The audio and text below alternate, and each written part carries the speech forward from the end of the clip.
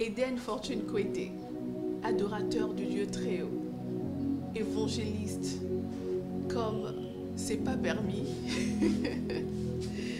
Tu es fils de Dieu à la dimension de l'épouse de Christ. Tu es roi. Tu es mon mari. C'est toi que j'aime et c'est toi que j'ai choisi d'aimer jusqu'à ce que Dieu en décide, jusqu'à ce que j'entre dans l'éternité. Merci d'être toi. Merci d'être mon mari. Merci d'être cet homme magnifique, merveilleux. Merci de m'accompagner vraiment vers ma destinée. Tu prends notre famille et tu l'emmènes dans sa destinée.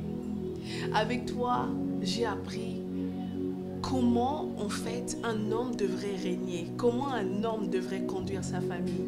C'est avec la sagesse, c'est avec la force du caractère, c'est avec l'intelligence, c'est avec la force du cœur, c'est avec un petit peu les valeurs du ciel. Ce n'est pas en criant, ce n'est pas en battant la femme, ce n'est pas en imposant les choses. J'ai appris ça avec toi.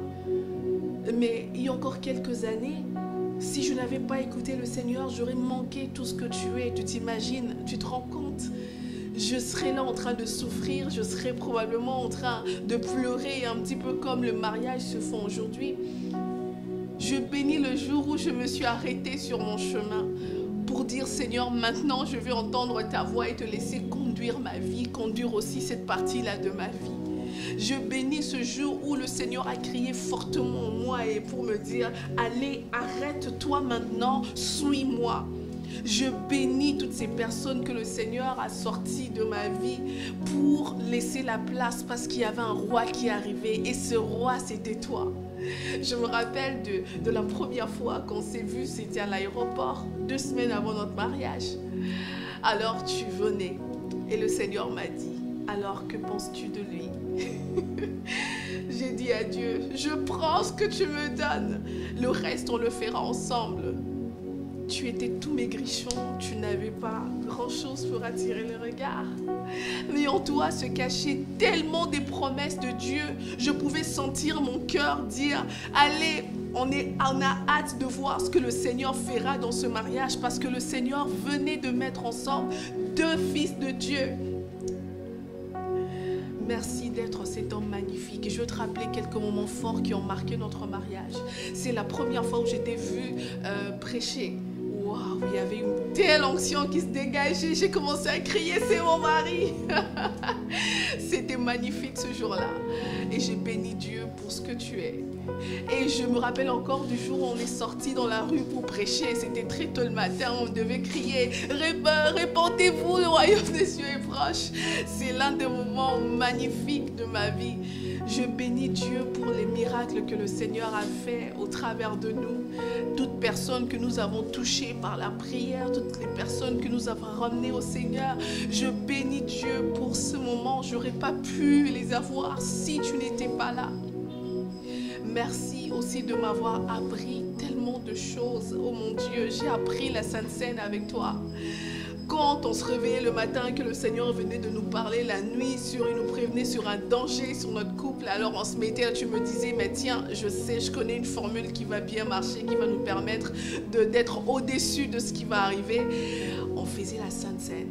Et voilà que les choses se faisaient. Voilà qu'on a vécu comme ça. Ah mais tiens, bientôt 5 bonnes années de pur bonheur où on avait qu'enlever tout ce qui pouvait être comme poids dans notre vie, tous les biens matériels qu'on pouvait avoir et puis on les donnait, on les donne jusqu'à donner des choses, jusqu'à manquer, à rester vraiment comme ça sans rien, mais à apprécier la vie, à apprécier le bonheur que le Seigneur nous apporte, à apprécier ce que le Seigneur apprécie. Le Seigneur nous a donné ses yeux pour que nous arrivions à apprécier les choses ensemble.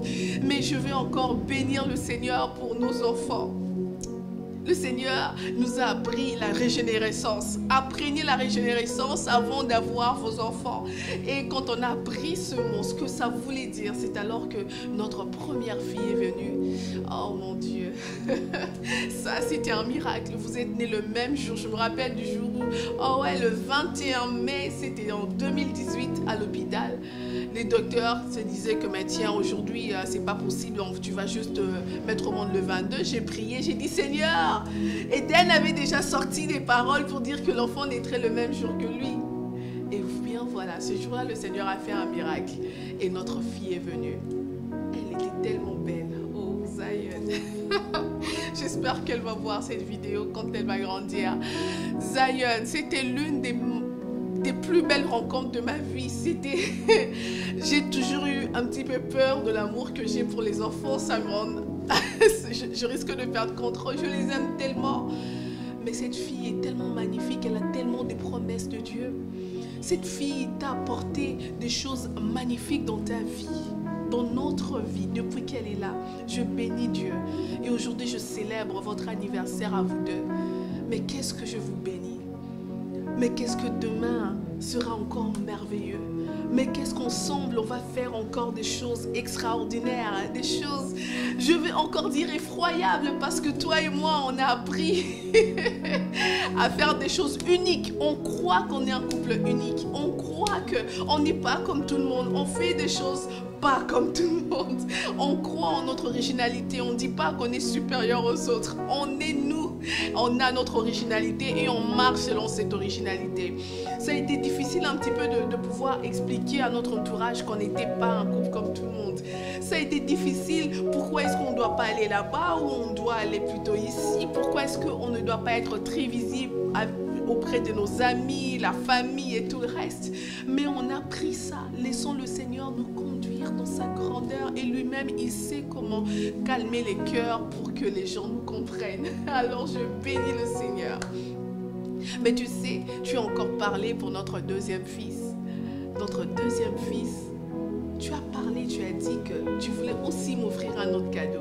Mais le cadeau, ce n'était pas nécessairement pour faire plaisir à la chair, mais le cadeau, c'était pour dire que quand un couple marche dans l'unité, le Seigneur est prêt à entendre n'importe quelle prière qui répond aussi à son besoin. Alors, on a demandé que notre fils aussi naisse le même jour que moi. Et le Seigneur nous l'a accordé. Et donc, on a 2 anniversaires. Notre première fille est née avec Eden. Notre deuxième fils est né avec moi le même jour. Et nous bénissons le Seigneur pour ça. Quand on a vu que le Seigneur nous avait vraiment répondu. Et quand le moment étant venu, on a lancé Famille Accomplie. Et là encore, on n'arrête pas de parler, on n'arrête pas de déclarer, on n'arrête pas de bénir, on n'arrête pas de toucher les vies. On veut toucher les vies, c'est pour ça qu'on vit. Et je te bénis de m'offrir ces merveilleux moments. C'est des choses que je garde au fond de moi, que je raconterai au Seigneur le jour où je le verrai.